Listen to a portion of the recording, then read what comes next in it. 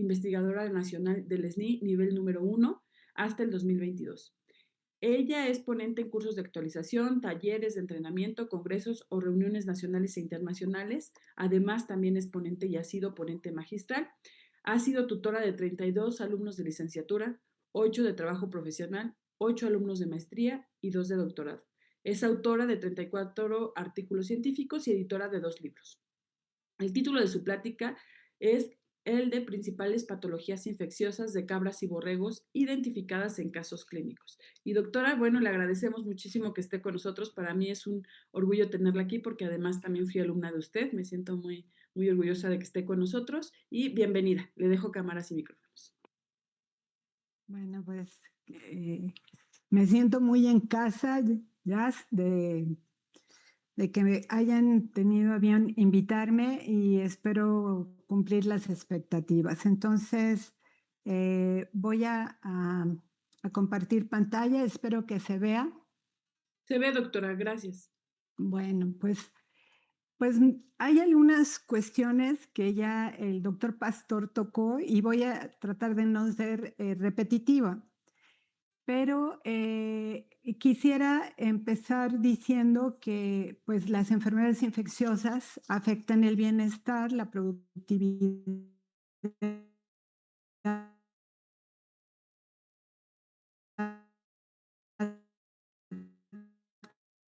como ustedes ya lo han visto. Esta charla la tengo con diferentes objetivos.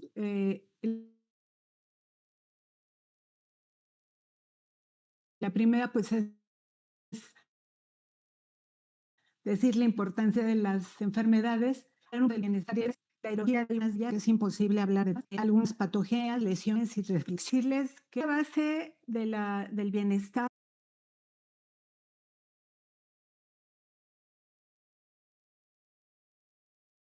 y la calidad de la vida, que tiene diferentes consecuencias que van de la mano con el desempeño productivo y reproductivo y se traduce en dinero.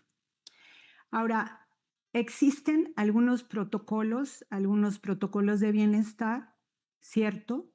Pero ante todo tenemos que revisar en cada unidad de producción, pues lo que son los programas sanitarios, reproductivos, de nutrición, el alojamiento y principalmente con qué enfermedades están luchando día a día.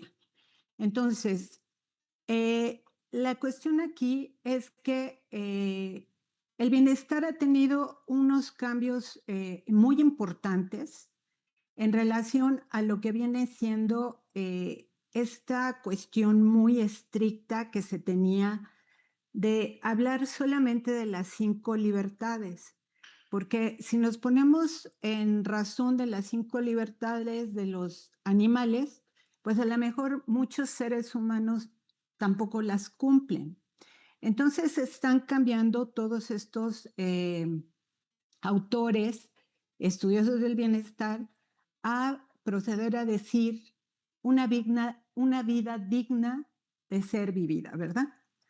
Entonces, ¿esto qué quiere decir? Que debemos de tener un balance entre lo que se presenta pues de procesos de estrés, pero también de eventos positivos. Y tenemos que tener una homeostasis, ¿sí? Ahora, el estrés ciertamente es una respuesta adaptativa entre lo que vienen siendo las amenazas reales o percibidas y que alteran la homeostasis, pero no siempre son negativas, ¿sí? ¿Por qué? Porque nos dan oportunidad incluso de vernos en posibilidad de que es afrontar los riesgos que se tienen en el día a día. Ahora, investigaciones sobre bienestar han habido muchas, ¿sí? Y evidentemente, pues en los seres humanos fueron en los primeros que se empezaron a hacer, y uno de los biomarcadores, ¿sí?, que se empleó fue el cortisol. Entonces, aquí vemos que se empezó a evaluar, sobre todo cuando había enfermedades psiquiátricas, cardiovasculares y metabólicas. Y después siguieron con las enfermedades infecciosas, el dolor crónico, que es muy importante considerar, porque definitivamente el cortisol eh, es un mediador del proceso inflamatorio y tiene mucho que ver con estas enfermedades y produce también esta sensación incómoda, pero no necesariamente producto del cortisol. También se usa para evaluar los protocolos de bienestar, los problemas de conducta, el estrés calórico en especies productivas es muy importante, medirlo en las diferentes etapas productivas y las prácticas de manejo. Ahora, la respuesta al estrés va a ser multifactorial, definitivamente, ¿sí? No podemos nada más decir que son las instalaciones, no podemos decir que solo es la alimentación, sino que es un contexto más amplio. Y va a depender también de la naturaleza y de la intensidad y duración que va a tener el evento estresor, ¿sí? Ahora, ¿qué debemos de hacer? Pues poner atención en cuáles son los estresores que van a causar un estrés agudo, porque tenemos que recordar que tenemos el estrés agudo y el estrés crónico. Y pues sobre todo en las crianzas que son intensivas, pues esto puede suceder más frecuentemente. Pero también los estresores que son crónicos, que se mantienen durante un periodo largo, pues las reacciones van a ser adversas, pero de mayor intensidad.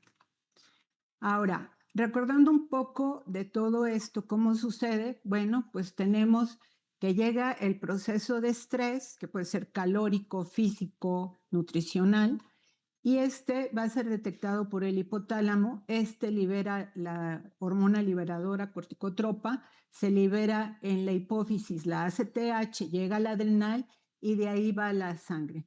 Esta no solamente permanece en la sangre, sino que se deposita en otros lugares. Puede ser el pelo, la orina, las heces, ¿sí? Entonces, este cortisol puede ser medido de muchos lados. Ahora, ¿qué sucede? Y esto lo voy a mencionar porque son de las enfermedades que nosotros tenemos con mayor frecuencia en el servicio de diagnóstico de patología. Y esto es la paratuberculosis o enfermedad de John, ¿sí?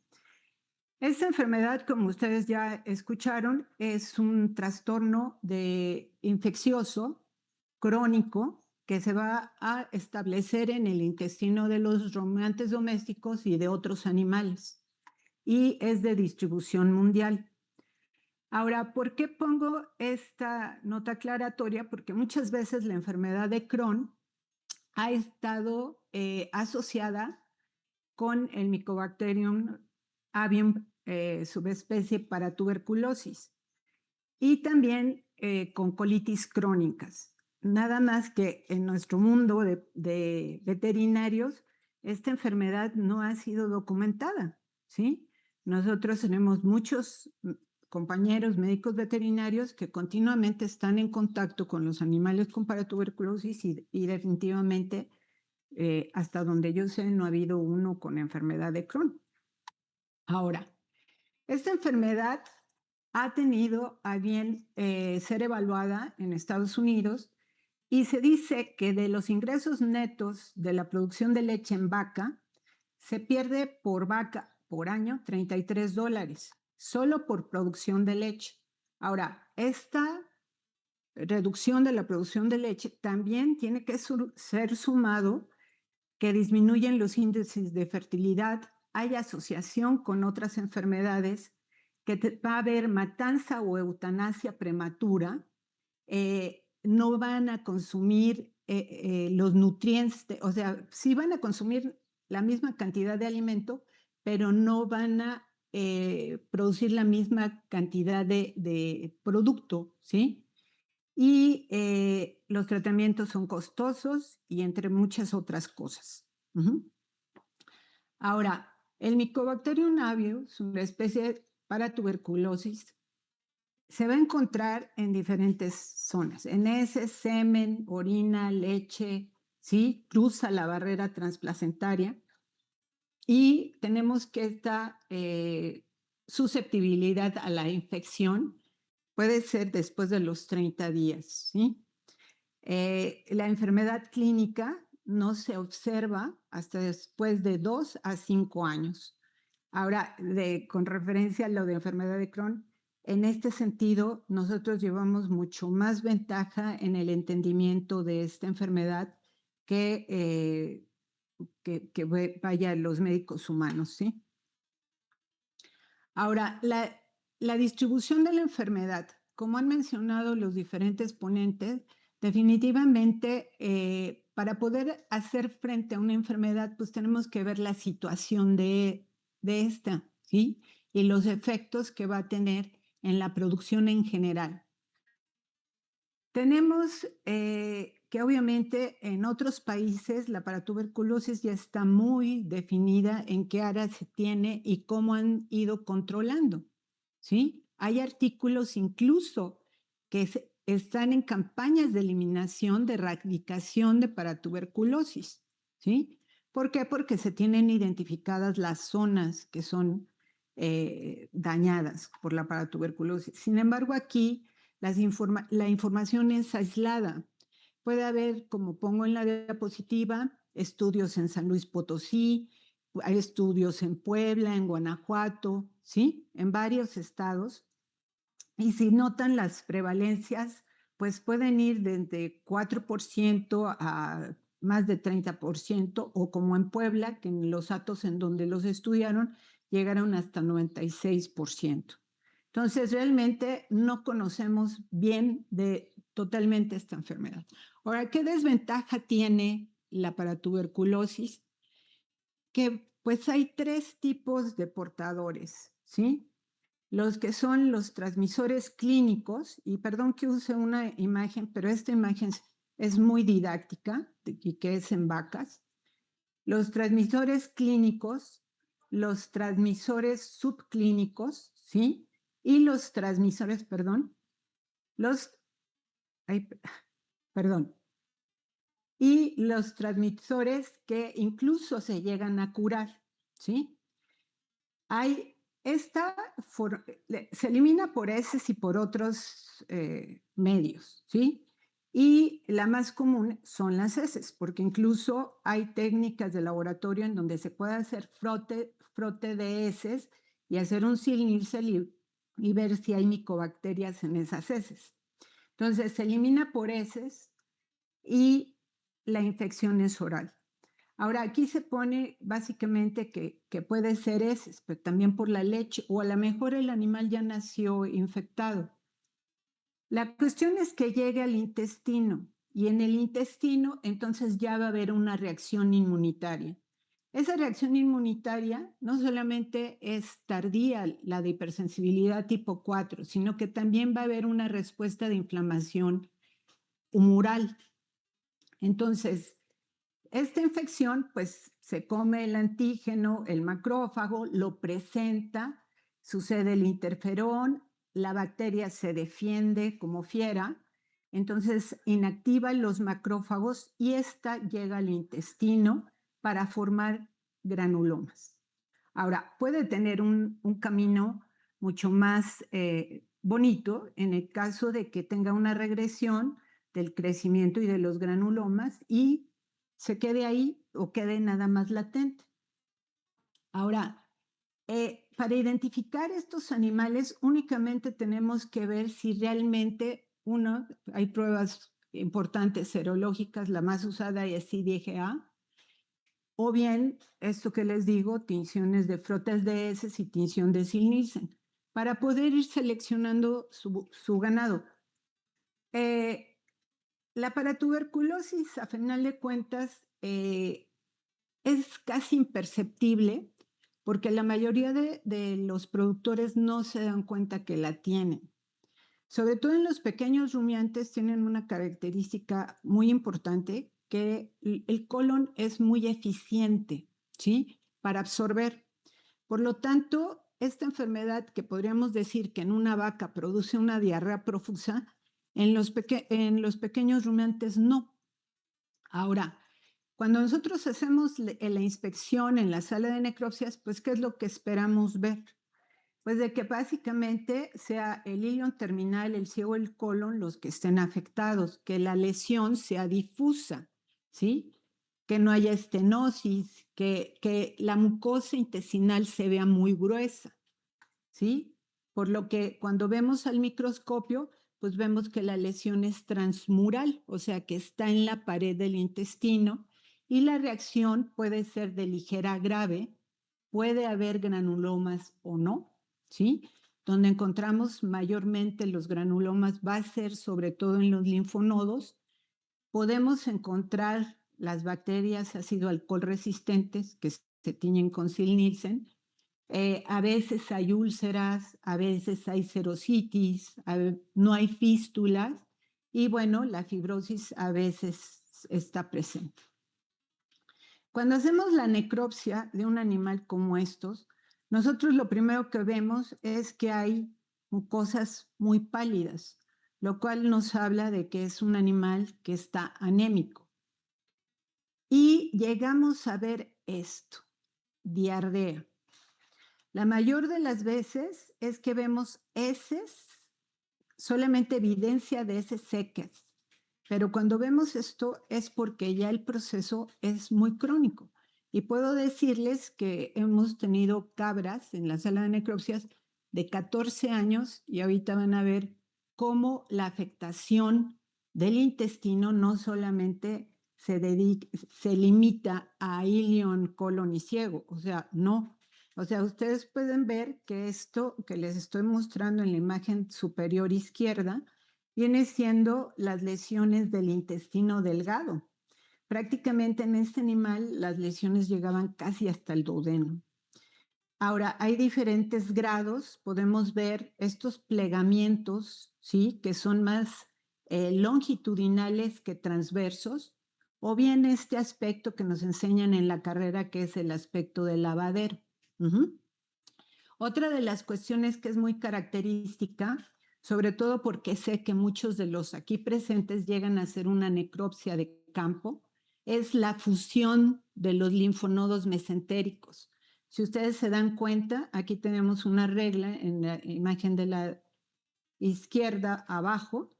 Vemos que arriba hay un órgano que no se sabe qué es, son los linfonodos fusionados, ¿sí? Que llegan a ser hasta 50 o 60 centímetros. Y abajo a la derecha vemos el corte longitudinal de un linfonodo en donde estamos viendo básicamente las zonas blancas en este lado y que se evidencian como células linfoides y macrófagos, ya viéndolo al microscopio, y que podrían traducirlo como que son granulomas. Y al lado izquierdo, ¿sí? Voy a poner el marcador para que ustedes me puedan ver. En esta zona, nosotros vemos ya lo que son granulomas calcificados. Ahora, no es mi intención de veras enseñarles histopatología, pero sí que vean al microscopio cómo el intestino está totalmente desordenado. Esto podrían ser las vellosidades intestinales, nada más que se ven ausentes y totalmente desordenadas. Es lo que estamos viendo en esta área. Y en esta zona estamos viendo esto azul oscuro, ¿sí? Y que son células inflamatorias. En la imagen de abajo estamos viendo lo que es la tinción de Sil-Nielsen y nosotros al ver estos tonos rojos en estas zonas de acá es la positividad a las micobacterias. Ahora, más de cerca, si nosotros notamos, hay muchas celulitas de estas, ¿sí? Muchas células de estas. Y esos son macrófagos, que nuevamente vistos con Sil-Nielsen, denotan que dentro del macrófago hay micobacterias. ¿Y eso qué quiere decir? Que están resistiendo la fagocitosis y la eliminación de esta bacteria. Ahora, en esta imagen que les voy a mostrar, en esta tabla, nosotros estamos viendo que se hicieron un retrospectivo de 2009 a 2019, 10 años, en las cuales realizamos 1,362 necropsias. Si ustedes notan, o sea, yo les puedo decir que generalmente los animales totalmente no se mueren para tuberculosis, pero sí con la asociación con otras enfermedades. Entonces podemos ver PTB con neumonía, PTB con otra septicemia, PTB con parásitos, PTB con otras, ¿sí? Con mastitis, AEC, etcétera. Entonces, hasta abajo les menciono de varias, o sea, no solamente una o dos, sino varias. Entonces, esto para mí es harto importante porque definitivamente nos lleva a pensar que la paratuberculosis obviamente nos va a dar un proceso de inmunosupresión. Bueno, entonces, voy a pasar a otro punto que también es relevante de lo que hemos visto aquí. Lo que es el antivirus de los pequeños rumiantes. La primera vez que se describió un lentivirus, ¿sí? Retroviridae, fue con la enfermedad que fue denominada Visna Maedi o Maedi Visna, como muchos la conocen. Y esto fue en los 60s. Y aquí se le puso este nombre porque el Visna quiere decir desgaste y Maedi dificultad para respirar. Y esto se presentaba sobre todo en ovejas, ¿sí? Entonces, a partir de esto fue que se replicó el virus y entonces se dieron cuenta que este virus tenía un curso muy lento, o sea, incubaban, lo aplicaban y nomás no aparecía lesión. Entonces, más adelante, para lo de la década de los 70s, entonces se describe el virus de la artritis encefalitis caprina, que también es un lentivirus retroviridae. Y se dieron cuenta, y aquí vemos en esta imagen de las diferentes formas de lentivirus que tenemos, el A, el B, el C, el D, ¿sí? Que tienen una proximidad filogenética muy cercana y además que tienen la capacidad de ser interespecies. O sea que un virus del Visna, que lo catalogan como Visna, puede contagiar a una cabra y dar una patología similar a artritis encefalitis. Aquí vemos que incluso en México reportan, ¿sí? Aquí lo estamos viendo arriba a la derecha, estamos viendo que ya México declaró que tenemos el antivirus B2, ¿sí? Ahora, el Visna como tal, en los borregos, yo he tenido compañeros que han visto esta lesión, compañeras y compañeros patólogos que han visto esta lesión en borregos. Sin embargo, no ha habido la definición de que si es realmente Visna Maedi. Pero lo que nosotros estamos viendo aquí, esta es una imagen del artículo de Migajón, sí, Miguijón, perdón, en donde se ve una neumonía intersticial que se reconoce porque el pulmón, cuando sucede la muerte, se colapsa, pero cuando sucede la muerte y lo vemos así, inflado y que parece una esponja, nos habla que incluso puede tener impresiones costales, eso nos habla de neumonía intersticial. Entonces, pudiera ser que el mismo virus nos esté dando esto. Ahora, lo que sí hemos visto repetidamente son las imágenes que vemos aquí. Ahora, ustedes podrán decir que posiblemente sea micoplasma o algún otro virus. Sin embargo, muchas de estas hembras, sobre todo, llegan a presentar esto que en un tiempo se llamó los ratones articulares. Aquí les estoy poniendo una articulación normal, ¿sí?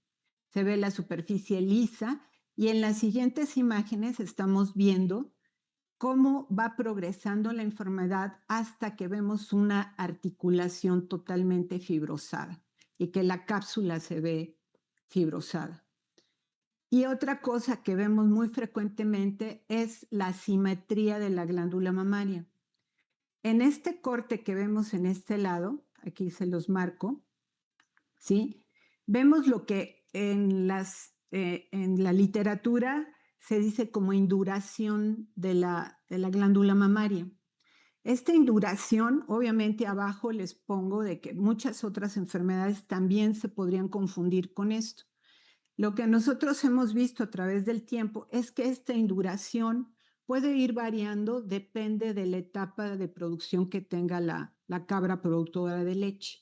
A veces está muy dura y a veces no. Por eso es de que no se clasificó como una fibrosis en la glándula mamaria. Simplemente endurece. Otra de las cuestiones con esta enfermedad es básicamente lo de la producción de leche, que siempre se pregunta uno. ¿Causa daño en la producción o no? Por ejemplo, este artículo, el primero que les presento, es que hicieron una investigación de 12 años de seguimiento en un hato y se dieron cuenta que no hay efecto en los litros de leche ni en la cantidad de células somáticas, pero sí tener menor grasa, proteína y lactosa. Ahora, en el caso del otro artículo, pues dice que sí, que se reducen los periodos de lactancia, que hay menor producción y que sí es evidente menor cantidad de grasa, lactosa y cuenta de células somáticas. Esto que les voy a presentar a continuación es un caso que nos llegan como que frecuentemente. ¿Por qué lo presento así como un caso clínico patológico? Porque nosotros estamos trabajando en un área semiárida y mucho de lo que les voy a presentar, muchos autores lo describen que sucede en zonas tropicales.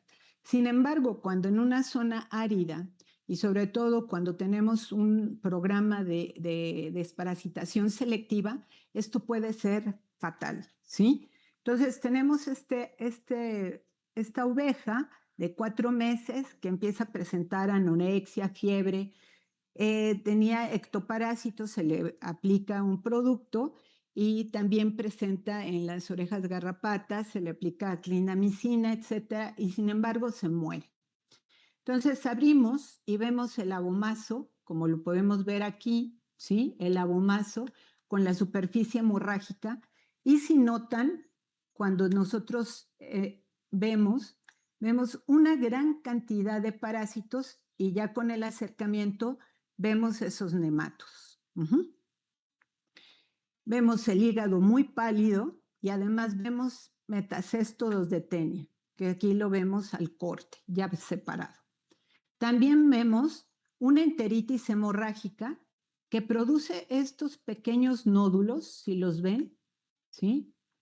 O sea, aquí les pongo cabezas de flecha para que vean que hay unos nódulos extraños en la superficie y aparte la evidencia de la enteritis hemorrágica, ¿sí? Se hacen pruebas complementarias y esto fue antes porque este es un animal del centro y se había hecho el hemograma y se diagnosticó anemia grave, leucocitosis con neutrofilia. Y en el coproparasitoscópico encontramos 19,700 huevos por gramo de ese, ¿sí? Y básicamente son de estrongílidos. Entonces, ya cuando vemos al microscopio, pues abomacitis erosiva, que les digo que es muy rápido para presentar esto, vemos las características del parásito, vemos esta colitis piogranulomatosa, ¿sí? Aquí esto que vemos es un piogranuloma. Aquí vemos estos parásitos, que es el aumento de esto que vemos aquí abajo, y entonces vamos haciendo una estimación de lo que podría ser el parásito y nosotros siempre nos mantenemos prudentes, decimos es sugerente o es Phagostomus, ¿sí? También lo que son los metacestos de tenia pues, se vieron en varios lados y tenían que ver más con el hígado pálido que vemos aquí esta situación, ¿sí? Ahora, se me quedan mis rayones en las diapositivas, una disculpa por eso, pero no sé cómo quitarlos. Y nosotros damos un diagnóstico integral en donde decimos que es una parasitosis asociada a Hemoncus o a Esophagoscutomum y Cisticercos tenuicolis. Y nosotros ya revisando, porque siempre tenemos que revisar, pues nos damos que es este Moncus, el famoso gusano de palo de barbero, porque como chupa sangre, se enrolla, ¿sí? Vemos que nos dicen que es de distribución mundial, pero que se presenta en zonas tropicales y subtropicales, ¿no? Es lo que les digo, y aquí es semiárido. Pero bueno, tenemos lluvias inusuales y de pronto se desata un caos aquí.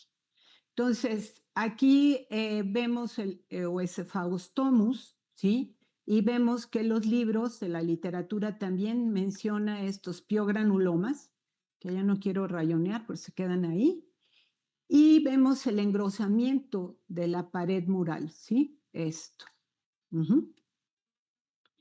Y esto es lo que nosotros encontramos. Microscópicamente, pues vemos estos parásitos aquí, y esta respuesta del piogranuloma. El cisticerco, de nueva forma, lo que dicen los otros autores, pues vemos que puede llegar a ser una lesión muy, muy grave en el hígado que generalmente no lo vemos. Haciendo una breve patogenia, vemos que el Hemoncus pues llega al abomazo en larva 3, se hace adulto y se pega en el abomazo y está chupe y chupe sangre. Se habla de que 5,000 gusanos pueden llegar a consumir hasta 250 mililitros de sangre al día. De ahí la anemia, de ahí la palidez, la citis, el edema de cuello de botella, eritropoyesis, anemia progresiva hasta que puede causar la muerte por hipovolemia. El Oesophagostomus pues llega en larva 3 al intestino grueso, penetra la pared intestinal y hace estos nódulos que acabo de describir con anorexia y que pueden llegar hasta causar peritonitis. Y la tenia hiratígena, ¿sí? Que es lo que vimos como metacestodo de tenia, pues puede llegar a causar lo que es la hepatitis necrótica y producir la famosa enfermedad negra o hemoglobinuria basilar junto con otras bacterias, ¿sí? Ahora vamos a hacer un brinco con lo que viene siendo el acuerdo de enfermedades en los Estados Unidos mexicanos, ¿sí? Y voy a hablar de fiebre catarral maligna que se encuentra en el grupo 1. Nosotros en 2018, esto ya está publicado, tuvimos una evidencia de encuentro con esta enfermedad. Este virus es un macavirus de la familia herpes viridae que afecta sobre todo a ungulados, ¿sí? Rumiantes, cerdos, y hay dos tipos, el alcefine 1 y el herpes ovino tipo 2. Entonces, los diagnósticos pues puede ser por las lesiones que ahora voy a describir o por el aislamiento viral, fijación de complemento, ELISA o PCR. Rápidamente les digo, nosotros en 2018 empezó el 29 de agosto en el área del gavillero que le decimos que estaban animales cuarentenados, ¿sí?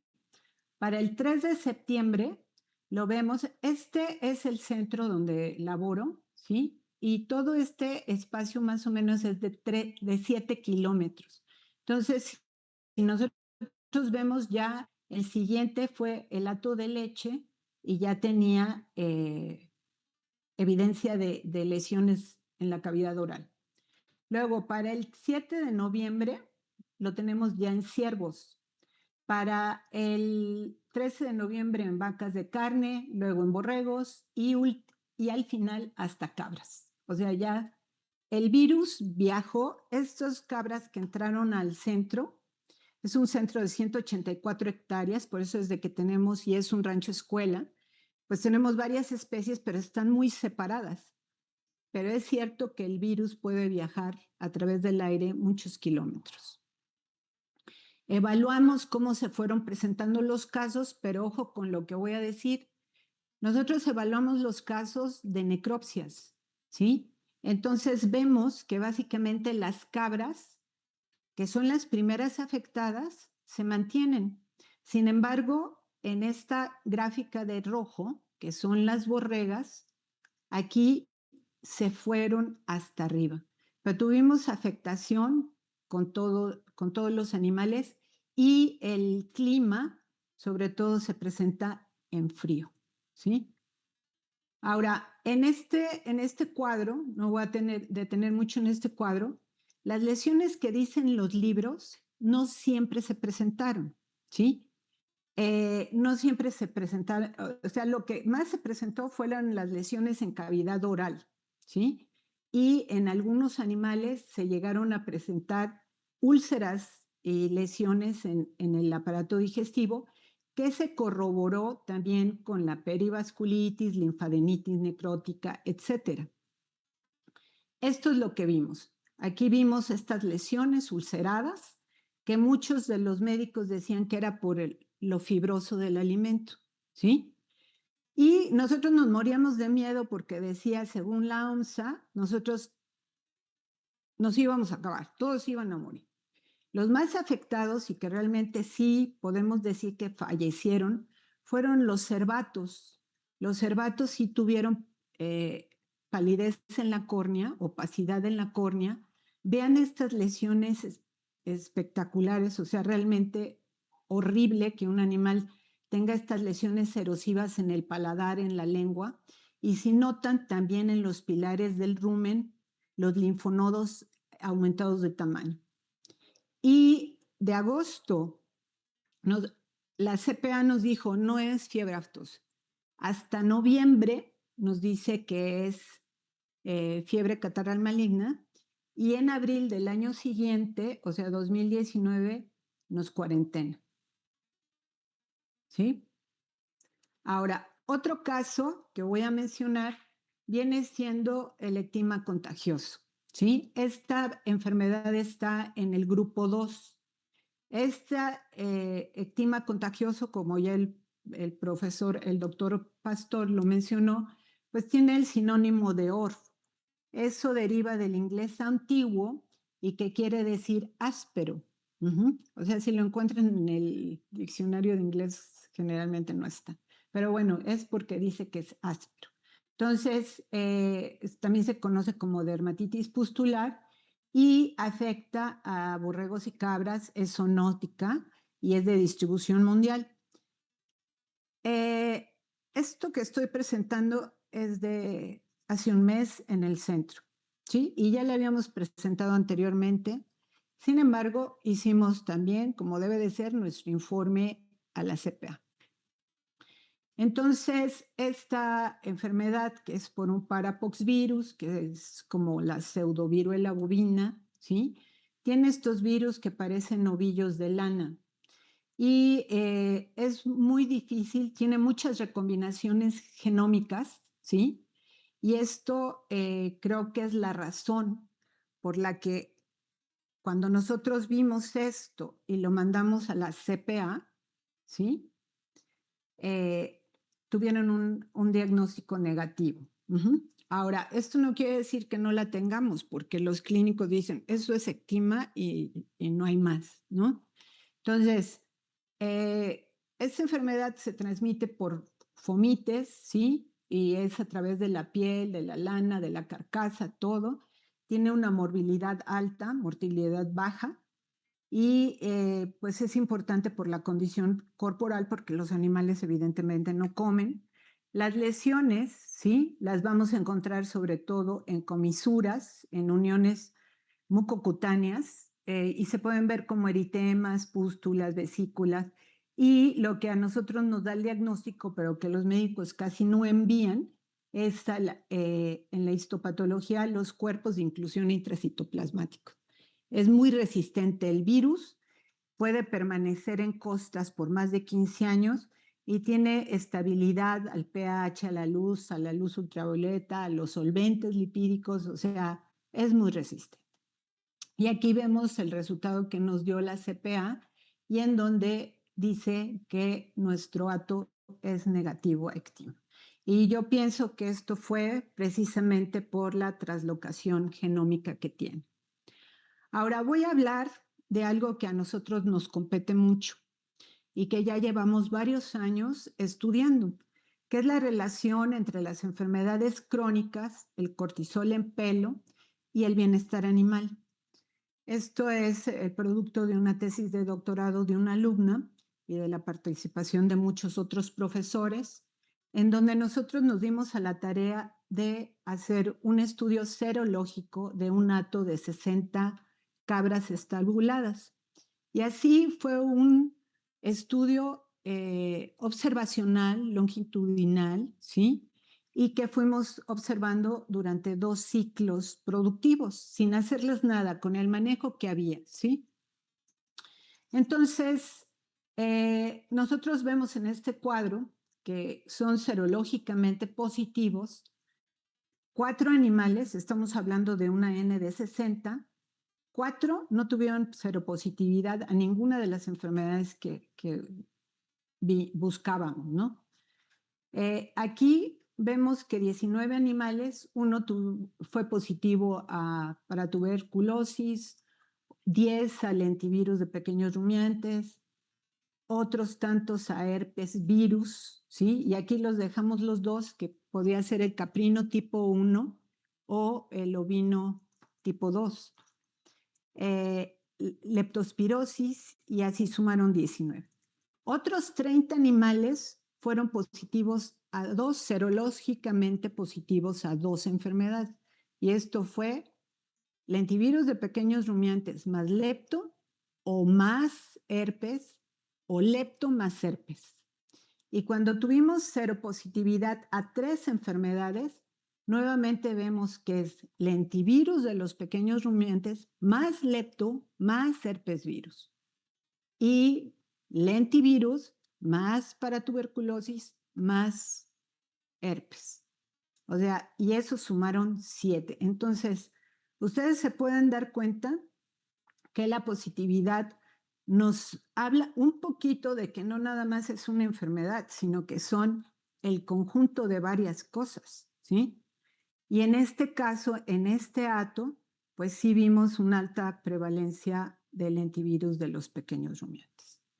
Aquí vienen los resultados en donde se tuvo cero prevalencia de 73.5 de lentivirus de los pequeños rumiantes, 9.87 a paratuberculosis, 68 a 72. Pusimos 2 porcentajes porque este 68.3 fue para las patógenas, ¿sí? Y otras no patógenas, ¿sí? Y también a los herpes virus, sobre todo el ovinus tipo 2. Ahora, ¿qué nos dicen los indicadores de bienestar? Pues que nos van a ayudar de cierta manera. Nosotros usamos el protocolo AWIN y que si esto lo traspolamos, nos puede dar mucha información, sobre todo en los indicadores de salud, ¿sí? Nos puede decir mucho porque podemos observar cojeras, abscesos, mastitis, la mala condición corporal, ¿sí? Esto del pelaje, por ejemplo, esta autora Battini habla mucho de la condición del pelaje y que nos puede decir mucho sobre la mala salud y la mala nutrición en un protocolo de bienestar. También, obviamente, pues estos indicadores de bienestar y de bioseguridad, pues los protocolos no incluyen esto. O sea, es más, no pueden ni tocar al animal. En el caso de la tesista se incluyó la palpación de la glándula mamaria y también lo de los abscesos, que también pues tienen asociación con la linfadenitis gaseosa. Ahora, como conclusión, puedo decirles que estos indicadores de salud, para quien quiera usarlos, pueden ser herramientas prácticas, sobre todo en el rubro de salud, ¿sí? Que fue lo que más estudiamos nosotros, pero que incluyen varias otras cosas, ¿no? De lo de la nutrición, las instalaciones, el manejo que reciben, etcétera.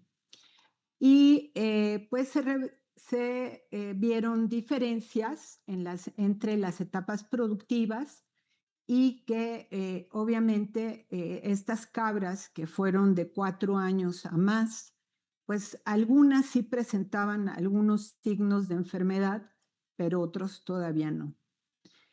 También como conclusión podemos decir, y esto también como conclusión de toda la plática, que es esencial señalar que esta adaptabilidad a, al acto, a la instalación, no garantiza necesariamente un óptimo desempeño productivo ni un estado de bienestar total.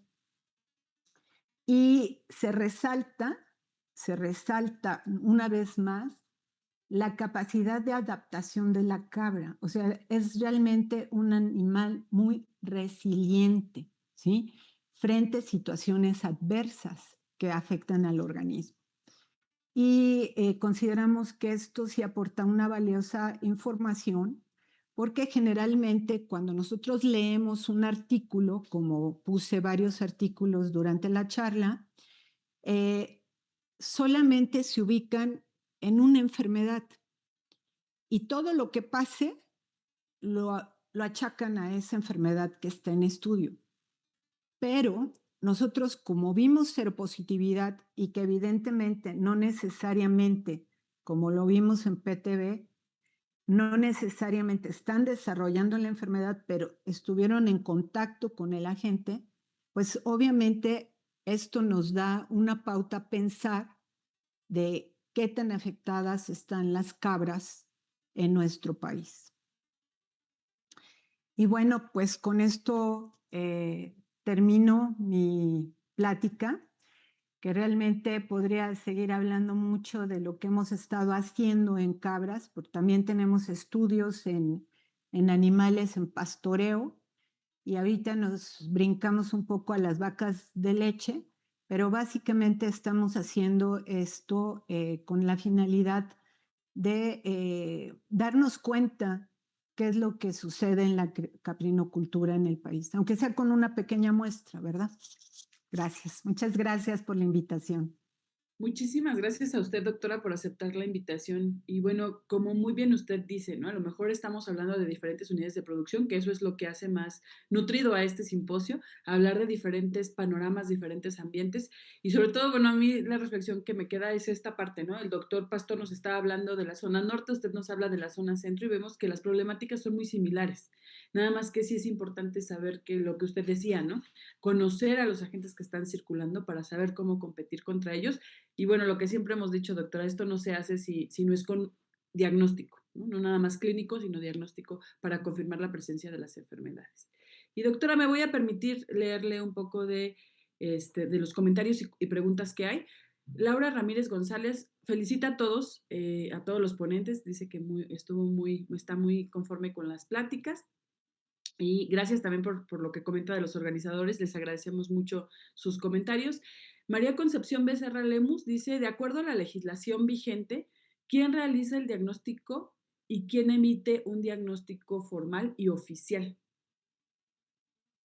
Bueno, es que se meten a algunos puntos muy que ustedes saben que el oficial, o sea, el oficial de qué, o sea, cuando estamos hablando, o sea, dependiendo de dónde se encuentre la enfermedad, tenemos diferentes laboratorios que tienen que entrar al quite aquí. Por ejemplo, si son enfermedades del grupo 1, del listado del acuerdo, eso no hay más, eso lo tiene que hacer el gobierno, Senacica, CPA, o sea, no hay más, no hay más. Ellos van a ser la última palabra en el diagnóstico.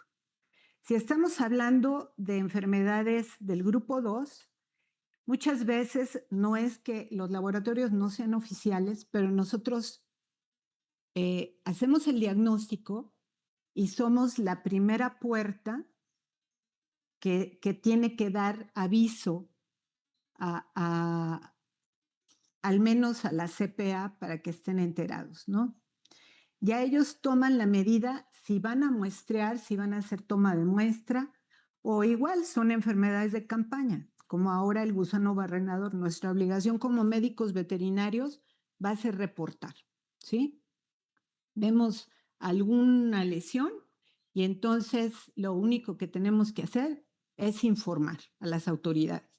Y ya las que son del grupo 3, pues todos los laboratorios en salud animal pueden dar el diagnóstico. Obviamente hay diferentes niveles de laboratorios en donde tenemos que ver que obviamente la calidad en ese servicio sea la óptima, ¿sí? Entonces, eso es para el diagnóstico que se puede decir oficial. Ujú. Muchas gracias, doctora. El doctor Luis Mejía de la Universidad Autónoma del Estado de México dice que desea conocer su opinión sobre la importancia de la notificación de las enfermedades y cómo las instituciones educativas formadoras de médicos veterinarios deben ser un pilar para fortalecer el extensionismo hacia productores. Sí. Seguramente notó cuánto tiempo pasa, ¿sí? No lo remarqué en la conferencia, pero ciertamente en 2018, cuando nosotros hicimos el diagnóstico de fiebre catarral maligna, ¿sí? Sospechábamos, o sea, nosotros sospechábamos por lo que veíamos y se reportó. Cuando nos dice, es que sabe que la CPA nada más se dedica a decir que no es fiebre aftosa, ¿sí? Y entonces yo insistí y le dije, pero si no es fiebre aftosa, entonces, ¿qué es? ¿Sí? Entonces empezó ahí el jaleo, ¿sí? De que si nos hacían o no el diagnóstico. Y finalmente en noviembre, estamos hablando de agosto a noviembre, nos dan el diagnóstico que realmente sí era fiebre catarral. Entonces nosotros decidimos publicar en una revista de alto impacto. Y entonces nos dicen, ¿saben qué? Que ustedes no cumplen las pruebas de la OMSA. Y entonces, oh, rayos, ¿no? Se te viene el mundo encima y marcha atrás. Entonces, publicamos en otra revista no tan exigente, pero ya con pruebas en el laboratorio de CPA que nos ayudaron. Entonces, total que es un poco estar picando piedra, y desgraciadamente, como ya lo dijeron los ponentes anteriores, realmente es dependiendo de dónde te encuentres. Si es España, o sea, es así, es del tamaño de Chihuahua, tiene más recursos económicos que nosotros y de pronto arman desde el diagnóstico hasta una campaña. De hecho, España es el único país en el mundo que tiene una campaña para tuberculosis en cabras, ¿no? Porque así lo decretaron. Y en otros países dicen que no existe, pero ya hicieron una campaña. Para que nosotros hagamos una campaña de algunas enfermedades, créanme que es picar piedra, picar piedra. Ahora, las universidades, ¿qué hacemos? Empujar. O sea, eso es lo que hacemos. Con los recursos que tenemos, pues nosotros es lo que hacemos. ¿Saben qué? Hace falta esto no está bien, ¿sí? Necesitamos más certeza en salud animal, ¿sí? Entonces, ahora, los acuerdos y todo esto, todo lo que son las normas oficiales o acuerdos que aplican para veterinaria en diferentes materias durante la carrera se imparten, ¿sí? Incluso en mismo patología tenemos la norma SO 033, que es de eutanasia matanza, y también ellos lo tienen que saber. Lo del acuerdo, los alumnos de patología la tienen que saber. Entonces, hay muchas normas oficiales que durante la carrera tienen que ir picando piedra y que los alumnos recuerden su obligación como médicos veterinarios. Muchas gracias, doctora. María Mabel, perdón, Saldaya Paván también felicita mucho su plática. Gracias por sus palabras al comité organizador. iPhone también dice que muchas gracias. Y María Concepción Becerra Lemus le pregunta cuál es la población animal que debemos considerar para declarar la presencia de una enfermedad en el territorio nacional. Esto lo voy a decir con una experiencia de un patólogo argentino, el doctor Francisco Usal, que se encuentra en Texas A&M. El doctor Francisco Sal dijo que un viernes llegó una vaca a la sala de necropsis. Y entonces dijo, no, pues es viernes, 6 de la tarde, vaca, 5 horas, vamos a salir bien tarde, ¿no? 10, 11 de la noche mínimo.